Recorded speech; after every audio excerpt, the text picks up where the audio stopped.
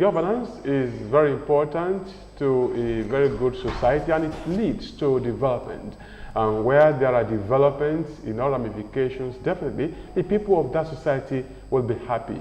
And of course, the society at large will also develop astronomically. And of course, when you're talking about governance, that's one thing that may be missing if it is not explored, and that is public relations. Public relations and good governance are just like Siamese twins, which means one cannot do without the other. And that drives us to the topic of discussion on your image today, public relations and governance. And I have my expert, my guest in the studios today with me. Let me begin to introduce them to you. First and foremost, let me introduce a political scientist. He's also a public analyst, so to speak. I have Mr. Lekan Okechukwu in the studio. You are welcome to the studio, sir. My pleasure. Good afternoon. And on my immediate left-hand side, I also have another communication expert, public affairs analyst, Dr. Shola Adeosun. You are most welcome to your Good evening, viewers. It's my pleasure to be here. Thank you very much. And not leaving out another erudite scholar, is also a public affairs analyst, a communication guru, so to speak, and public relations expert. Call him a veteran in the profession. I have Dr. Goke Rauf on your image today. You are welcome, sir. Good day, viewers. And today we want to take a cursory look at public relations and governance. Let me start from a political analyst, also a commentator in that in that area, and it's also, of course, a professional par excellence. Let me go to Mr. Lekan Okechukwu. Let's take a look at governance generally before we go deeply into the belly of our topic of discussion today, sir. Well, when we talk about governance, it's all about how to make society better for the people. And when you are in a democracy, it's even very, very germane that governance must reach the people. And that's why Abraham Lincoln has defined democracy as the government of the people, by the people, and for the people. So when you talk about governance in a democratic setting, what you are basically talking about is that the people are those who matter. We can't talk about governance without talking about the people. And that's why everything we do must rest on the people as the pillar. The interest of the people must be the guiding principle. So what is the interrelationship between governance now and development? Well, when you talk about governance and development, governance is geared towards development. Okay. When you talk about development, you are talking about how government or how governance has been able to impact on the people. And that's what development is all about. That's a good one.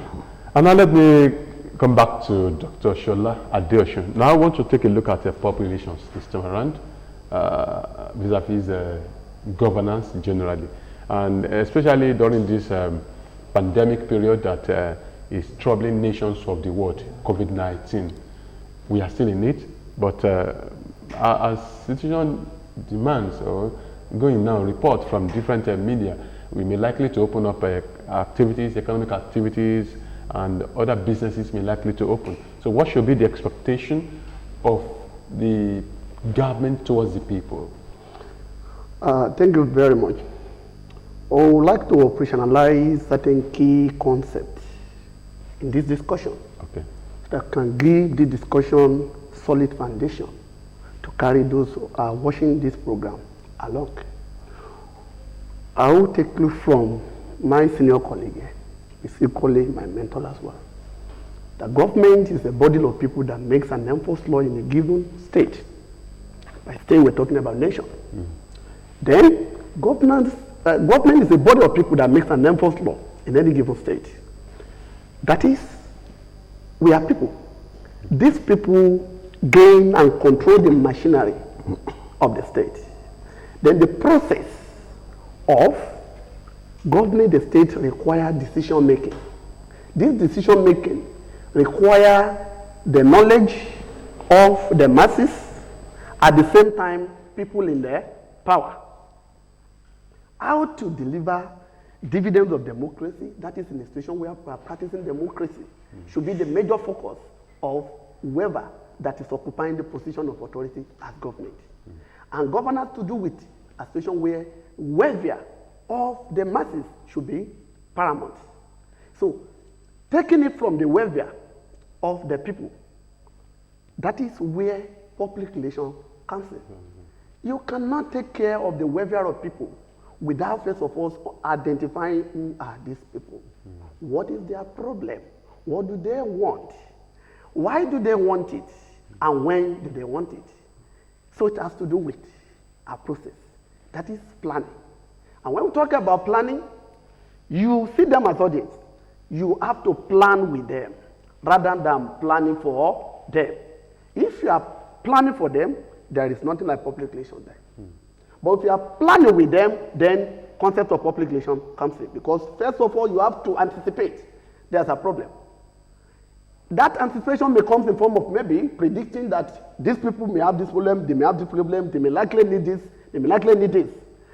But that is not enough. You go ahead to find out what is the actual problem they are having, subjecting it to series of public relations process of solving problem. Jepkin formula, rate formula, and a lot of them will come in. But let me take the most simple one among them. Let's take race for instance. Research, application, communication, and evaluation. Let's assume that we want to adopt that. One will identify the problem of these people. Having identified their problem, we want to come up with policy, decision. Then we have to call these people to round table. It might be through their representatives. We might adopt series of communication strategies or principles or theory. We may identify the key stakeholders, like opinion leaders, in the two-step flow of information theory or multi-step flow of information theory, so that the opinion of these people can be effectively identified. And at the same time, we brainstorm, we subject it to further research, so that the needs of these people and the intention of the government will come together, so that we can now say, give the right solution to the right problem. Whatever we don't identify the problem, we feel as government, whatever we do to the people, will definitely solve their problem. Government might mean well, might even desire to do the best for these people.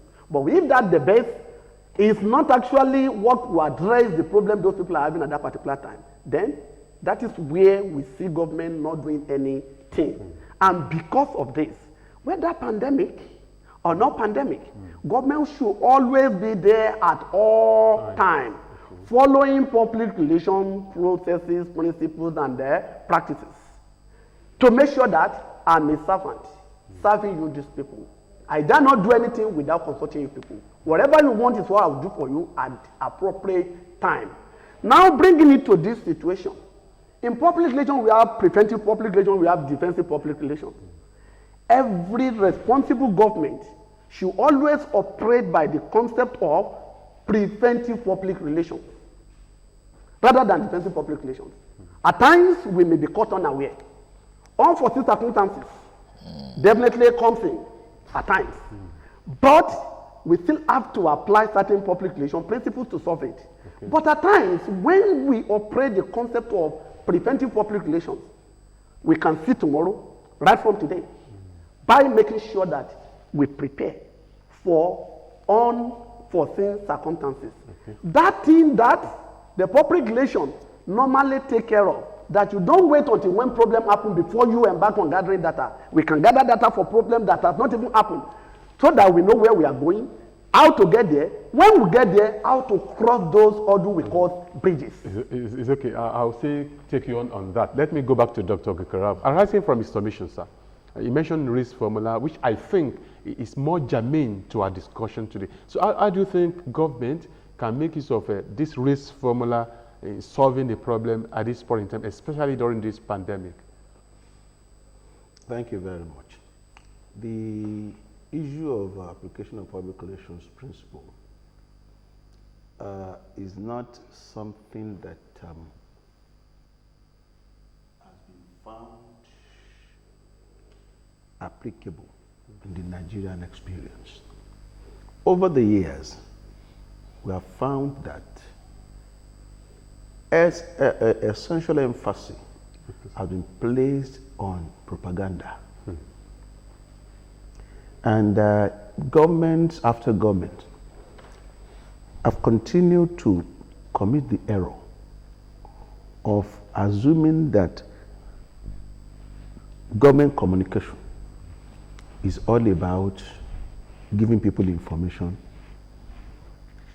with the mind that, of course, whatever it is, people will take it and they will do what they want us to do.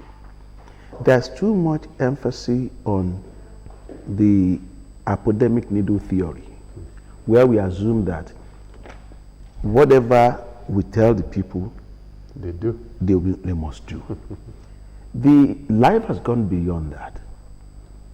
And of course, I appreciate the theoretical foundation that Dr. Adeosun actually provided, so we don't need to really go into all of that. The issue now is, how do we ensure that we apply the right thing to the right problem? If we don't do that, if we don't learn to do that, we'll continue to really find ourselves in the crisis that we have been finding ourselves. Because you see, most of the areas, go federal, state, local, you find that the people who are actually put in the charge of communication are people who don't have a basic understanding of how to run public relations of government. Public relations of government operates just almost in the same way that public relations in the private sector actually operates.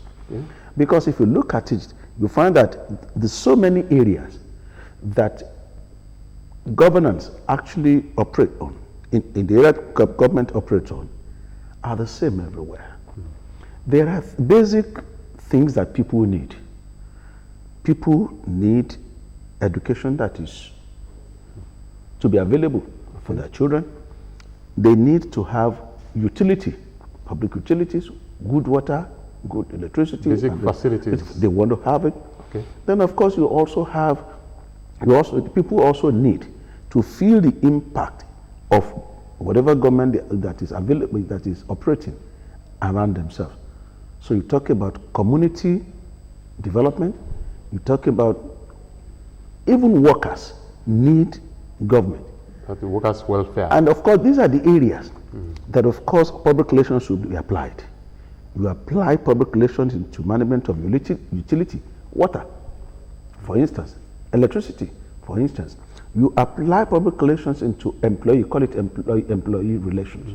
You apply, and that is where you now look at what are the things that are happening to the workers. In what ways can we make life more meaningful for the workers? What are those things that are making our workers not do what they need to do? But let me interject there. Most of the organizations you mentioned, most of these areas that you mentioned, most of them have public relations officers. Do you mean they don't give them free hands to operate? No. The thing is, there should be a deliberate and concerted effort by the government itself. Okay. You understand, to actually do this. And therefore, you now talk about the government having a robust public relations drive to ensure that, of course, all of these things are properly taken care of. The different individuals that now operate at different levels will now tap. When you have a government that does not actually understand or appreciate that there's a need to actually put a round head in a square hole, there's a need to put somebody who appreciates all of these things there, so simply run. All the other ministers, all the other officers that they're talking about, most of them will just be working in vain. They will be working in vain. There's supposed to be coordination. There's supposed to be coordination. That's the very first fundamental thing. There's supposed to be coordination. The mistakes that is being made across all levels of government is that all that you need is to simply just get people informed. muzzle them into seeing your own point of view, and PR does not operate like that. So what you expect, what we want to expect in the pandemic situation like this is a situation where the government looks at what the people actually need. What are the challenges? How do we ensure that the people are taken care of? It's a major crisis. It's a major crisis. And unfortunately, the pandemic crisis falls in the category of unknown. Yes. Unknown. Unknown is a category of crisis where nobody is even thinking about it. It was unexpected. Unexpected is not something that you'll be thinking about that will come up. And when it happens like that, it requires very creative and deliberate public relations practice on the part of the government. It helps good governance, because if you look at this pandemic, there's one area that governments across the nation have been trying to address, and that is the area of providing palliatives. Management of palliatives should be done in such a way that those who are being provided palliatives will appreciate those vulnerable. The vulnerables will appreciate those who are actually bringing them. Those who are not vulnerable and are not being provided for will appreciate those who are actually providing them. And this is where the issue of planning has actually comes in. So it's important. It is not enough for us to place emphasis on communication. Communication is just an aspect, the exposure aspect of public relations practice.